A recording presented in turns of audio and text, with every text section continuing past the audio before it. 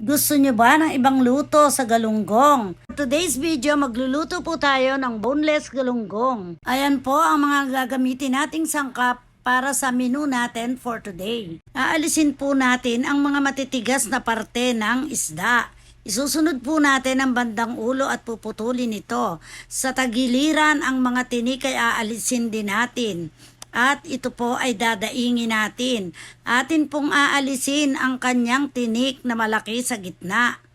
Ayan, sisimutin po natin. At siguruhin po natin na walang maiiwang mga tinik sa bawat sulok nito.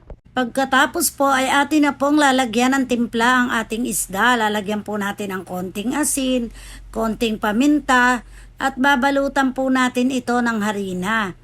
Ayan, lalagyan po natin ng harina, pati ang harap at likod nito. Bubudburan din ng paminta po at asin at i-coat ng harina.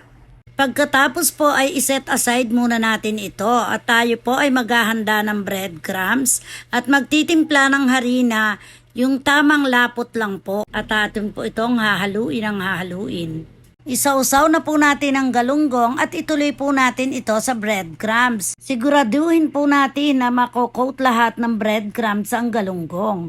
At isa-isa po natin itong isausaw lahat upang makoat lahat. Pagkatapos po ay iset aside natin at magpainit na tayo ng mantika. Isalang na po natin at hintayin po nating pumula. Pag pumula na po, atin po itong ibalikan. At kapag luto na po ay pwede na po natin itong hanguin. Ayan, at luto na po ang ating boneless galunggong. Ayan, subukan nyo po para hindi laging prito lang ang ating galunggong. Pwede nyo po itong isausaw sa mayonnaise or ketchup. Depende po sa nais nyo. Thank you for watching. Follow for more.